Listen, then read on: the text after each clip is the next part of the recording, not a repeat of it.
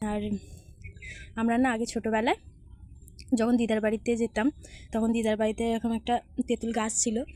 আর যখন এরকম তেঁতুল পড়তো পেকে তখন আমরা নুন নিয়ে যেতাম সেইখানে, আর নুনটা নিয়ে গিয়ে আর লঙ্কা গুঁড়ো নিয়ে গিয়ে আমরা মিক্স করে যখন এই গাছ দিয়ে তেঁতুল পড়তো আমরা ওই মন্দিরের নিচটায় বসে থাকতাম, গাছের পাশেই মন্দির।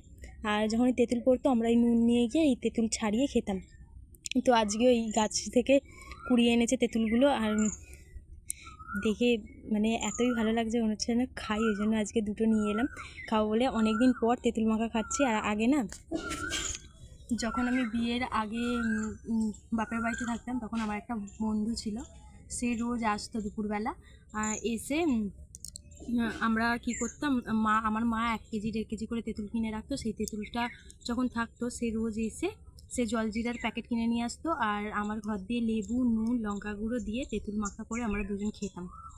এগুলো সব স্মৃতি হয়ে গেছে, আর এখন আর খাওয়াই হয় না এইরকম। তো বহুদিন পর খেতে ইচ্ছা করলো, ওই জন্য খাচ্ছি। আর আমরা খুব মজা করতাম বিয়ের আগে, এরকম তেঁতুল মেখে খেতাম। আর এরকম তেঁতুল সেইগুলো আরও কালো আরও পুরাতন তেঁতুল মাখা হতো অনেক কিছু দিয়ে, জলজিরা পাতিলেবু লঙ্কা গুঁড়ো নুন বিট নুন দিয়ে মাখা হতো। ও আর আমি মিলে খেতাম, প্রত্যেক দিন দুপুরবেলা আসতো আর আমরা এরকম তেঁতুল মাখা করে খেতাম বিয়ের আগে। কিন্তু বিয়ের পর তো আর এইরকম হয় না, আর দেখাও হয় না।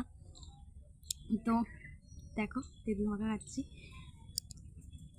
আর দেখেই জিভে জল চলে আসছে। কারা কারা খাবে বলো। এটা একটু মিক্স করে নিই, দেখো লঙ্কা গুঁড়ো দিয়ে আর নুনটা দিয়ে একটু মিক্স করে নিয়ে তারপরে খাবো।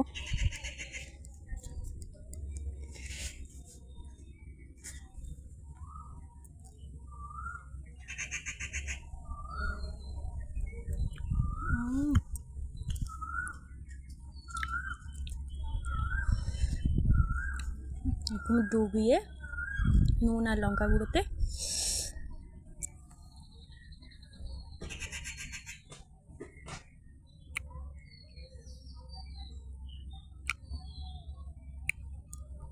আমাদেরও জিভে জল চলে আসছে না?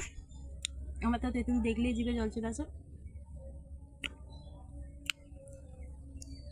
ভীষণ টক, খেতে কিন্তু হেভি।